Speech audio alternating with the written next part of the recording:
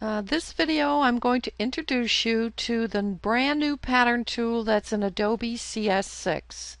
First we go to File, New, and you can call it Pat Tool EX1, and you can put underscore your last name there. Alright, size is letter, units are inches. If this advanced is not open it. Make sure you have RGB. Okay. First thing we're going to do is put our rulers on, Control R, and we're going to make a six-sided blue flower. We grab a vertical ruler, we go in close, we take off the background fill. We only have the black ink. You can make some black ink in the stroke. We get the pen and we click with the pen 1 and 2 and 3. Okay, now you can smooth this out either manually with the plain white arrow, you can work on it, or you can grab your smooth tool and smooth it out, and then you can change the stroke to the fill and put in a blue color. Okay? Then you click off with the black arrow, click on again, and you right click and you reflect, and you preview it and make a copy and go in a little closer if you need to, and then use your right arrow on the keyboard. Okay, it can be a little part like this. Then take your plain white arrow, grab those 2 points and join them. Oh, I think what's happening is I have to lock my guides. Lock my guides. My guides were interfering. Okay, so now I join them. I join them here. Okay, hide my guides. Okay, now I want to make a six-sided flower, and I want a little space in the middle. So the first thing I do is select this, then I grab the rotate tool, hold my Alt key down, and click in the space underneath. Okay, 60 degrees, preview, make a copy, and then Control D, Control D, Control D, Control D. And there you are. Now we grab all 6 sides and we look on the layer palette to see what we're doing, and we do Control G for group. So we have this flower grouped. We made our flower, but our flower's too big. We want it to be smaller. So we take the transform palette, make sure the constraints are on, and we make the biggest size an inch. Okay, so I still have a little over an inch here, so I do an inch here. Okay, so I have, this is my original motif over here. So I grab it, Control C, Control V. Okay, now with this, I have it not selected. If you go under Window, Pattern Tools are there, but if nothing on your paper is selected, they're all gray. If you select something, you go to Object, Pattern, Make. Okay, and that is a straight, and that'll be our very first one. You'll see it's in here. This is the first one, the new pattern.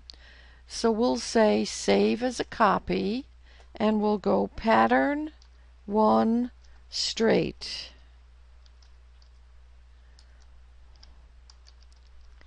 Pattern 1 straight. Okay. Now for pattern 2, we're going to grab this. You can type in numbers here on the width, but we're not going to do that. We're going to use this pattern tile tool, and we can add space this way. See, we have space here, and we have space here. Okay. So right now we can say, okay, this is save a copy. This is pattern 2. and this is straight, and SP for space. So we've got 2 patterns done. Okay, now we can reset it by saying size tile to art. Let's see, after grid is brick by row. Okay, there's brick by row. But in the brick by row, we're going to encrust it a little bit. That means get rid of some of that space. So we grab this pattern tile tool, and if you can't pull it down with the center one, grab a side one, and I'll grab a side one here. And when it's nice, this is brick by row, and it's a half offset, and it's encrusted. So we say save a copy, pattern 3, brick, row, encrust. If you want to remember a half, just put 1, 2. Alright, so now you can size the art again, and we do brick by column. Okay, so on the brick by column, we'll try a 2/3. Okay, and we'll try to encrust this one too. Okay, I got the space here. Let's see what happens if we overlap here. Okay, that looks pretty good. Could probably overlap more here too.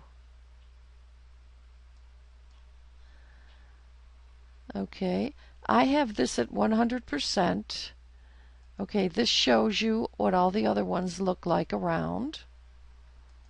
Okay, now it's 100%, so this shows you what the pattern looks like. I'm going to move mine out a little bit. Okay, and move it up a little bit. So get it to something that looks pretty good. Okay, I'm going to put a little space between it, like that. Okay, so now I'll say save a copy. So this will be pattern 4, brick, column, and 2/3 encrust. Okay, so now I'll go back to size the art, and I'll say hex by column.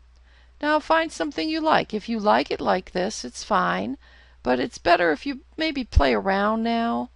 So if you've got it on the 70, to see the copies, you see the one in the middle is darker.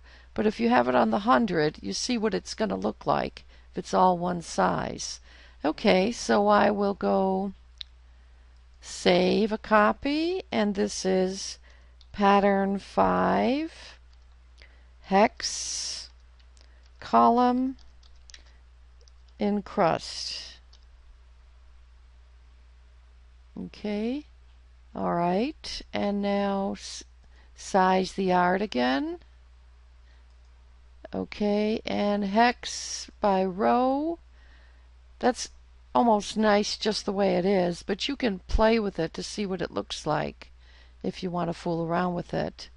And say save a copy, and this is pattern 6, and then this is hex by row.